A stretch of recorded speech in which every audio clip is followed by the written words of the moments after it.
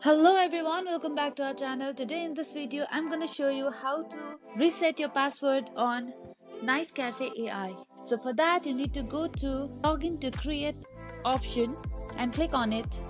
Now after that, you can log in with a Gmail account or with your Facebook. Now to reset your password, go to connect with password option and click on it. Now after that, click on forgot your password option below login tab.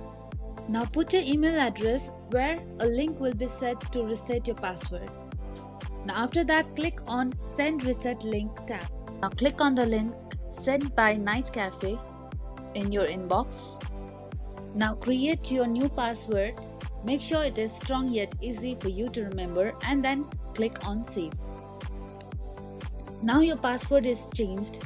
Now after that, click on continue. After that, you'll be directed to this page where you can log in through your Gmail or your Facebook, or you can also log in through your email and the password which you just created. For that, click on connect with password option. Now put your email address and the password you just created and click on login.